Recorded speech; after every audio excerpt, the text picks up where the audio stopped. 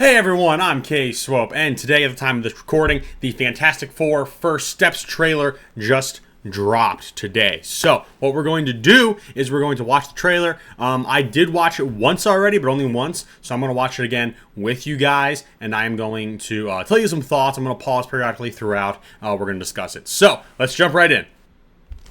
Alright, ladies and gentlemen, the trailer is up on the big screen. I am going to go ahead and start it, and I'm going to pause throughout when I have things to say. Welcome to the Baxter Building. We make a point to do family. So first observation I want to say, I absolutely love the aesthetic in this film. In case you didn't know, this movie is not going to take place in the same MCU 616 Marvel universe, which is really interesting.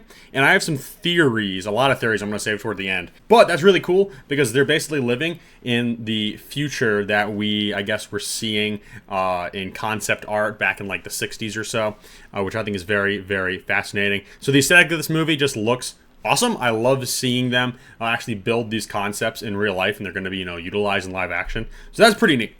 I also want to point out, too, what's happening, in case you haven't noticed, is the aspect ratio is kind of like looking like a box with kind of rounded corners, and that's going to change as the trailer goes on, and that is also a really, really nice touch. So let's go ahead and keep watching. Family dinner every week. Sunday at 7, on the dot, no matter what.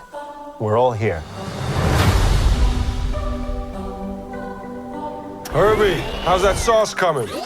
Okay, first thoughts I want to talk about. First of all, I love that Herbie's in here because I haven't seen the other Fantastic Four movies in a really long time, but I don't think we have officially seen Herbie in a Fantastic Four movie, which is crazy because he is a very, for lack of a better term, integral character to the Fantastic Four. He's just involved in so much of their media that I think it's a crime that he hasn't been in any movies yet because, he's a fun character. So, we're seeing Kirby here. That's fantastic. Now, The Thing. I have a couple of thoughts about The Thing.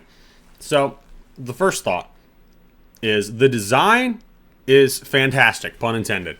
But there's one thing, and this is more of a nitpick. So, don't take this as like it's a real, actual, problem I have. This is just a nitpick. But the suit for The Thing, I always was very preferable to The Thing wearing just the pants, not the shirt or anything. I just think that's more iconic looking, which is not the outfit they're pulling off for him here. So, not a big fan of that choice. But I can definitely say the CGI is brilliant. And I don't think we've really had a Thing that's ever really looked bad, per se. You can debate in the original unreleased Fantastic Four movie that the Thing may have looked a little funny, but in this movie, I think it looks fantastic. The CGI is actually fantastic, which is great because you know how Marvel's track history with CGI has been over the last couple of years. So that's great. But we'll keep chugging along. Yeah, I'll be the judge of that. Okay. I'm just noticing it too, but his eyes, man, his eyes are kind of trippy because they look so real, so human. Okay, is this guy good or what? I want to add a couple cloves of garlic. Not because it's not delicious, I just want to add a little bit of zip, okay? T-5. Before we went up the first time. So important thing I want to say here too. This film is not an origin story. I think Marvel's been pretty clear about that, but I do believe it is going to have flashbacks because I think that's pretty important because if you take a character like Batman or Spider-Man, you don't really need to have an origin story for them because they're so well known, even Superman for that matter.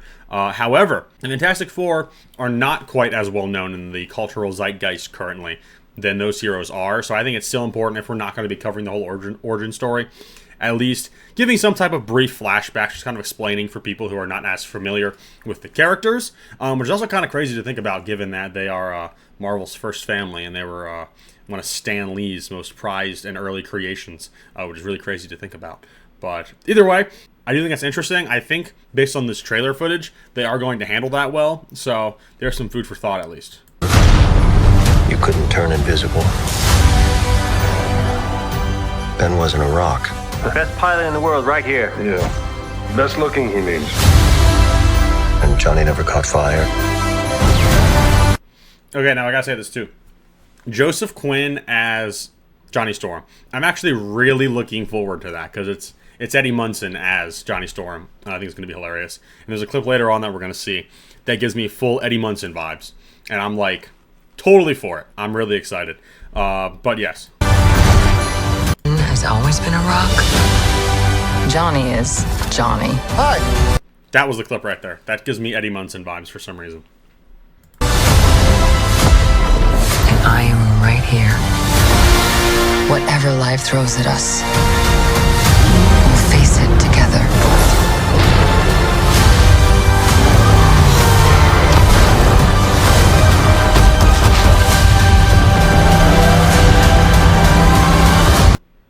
Okay, so a lot of things just happened there. I'm actually, before we watch these last couple seconds, I'm actually going to go back a little bit.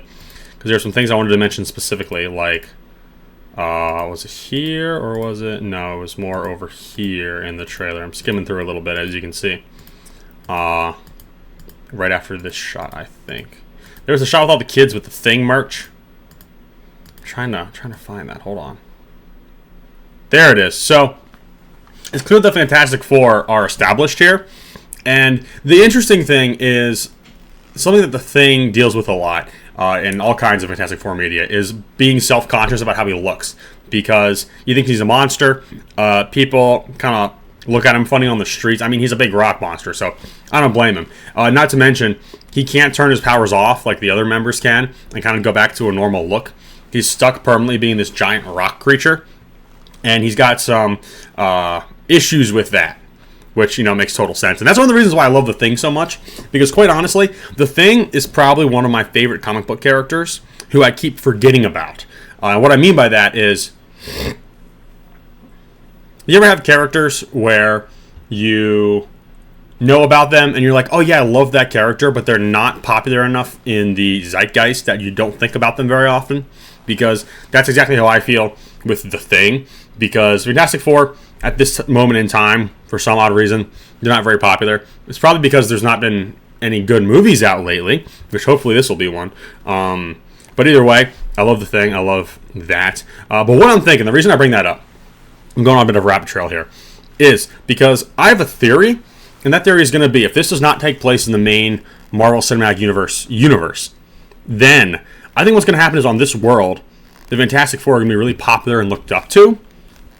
And then after whatever event takes place, either in this movie or in the next Avengers movies, I think they're going to be displaced and put into the main Marvel Universe. That's my theory with everything, honestly. That's my theory with Deadpool and Wolverine. That's my theory with this movie as well. And maybe some old Marvel movies that we know and love are going to become canonized, ones that were not originally MCU.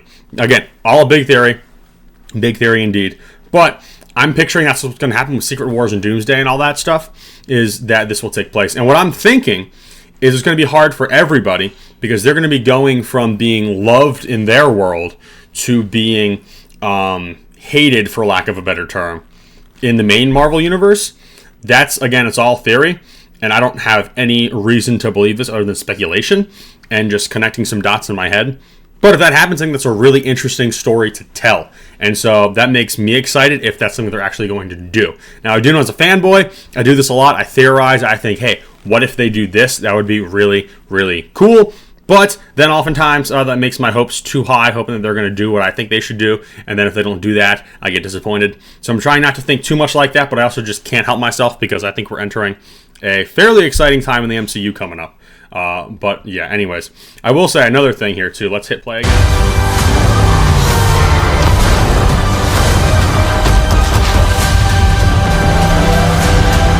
All right, this makes me really excited because we are getting a comic accurate Galactus, which is awesome for one.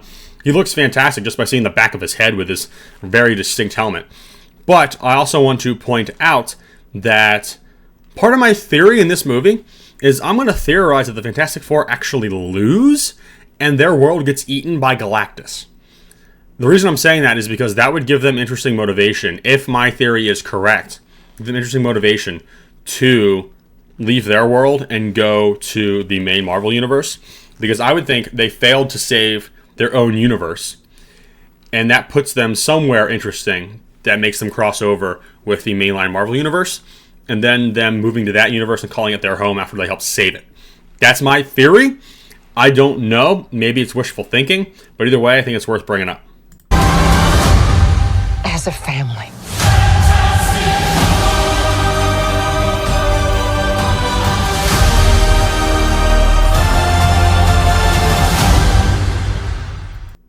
Alrighty. And then we have July 25th, which is great because I did not want it to release the same weekend as Superman, because if I can only choose one, it's going to be Superman. So maybe I'll get a chance to see both. Looking forward to that. But that's pretty much the whole trailer, ladies and gentlemen. So generally, my thoughts about it overall is I am excited for this movie. I have not been this excited for an MCU project in a while. And I think most of the reason why I'm excited for it is because I don't feel like it's tied in with all this crazy continuity. Because the continuity was cool at first in the MCU, but I think it's really getting overdone now. And there's just so many questions I have. It's making the writing really poor, and so I'm hoping that the writing is good with this. Like I said, I'm excited for it. Looking forward to seeing Fantastic Four. Will it be good? I cannot answer that based on this. I really can't answer that to any movie based on just a trailer. But I can tell you that I am looking forward to it.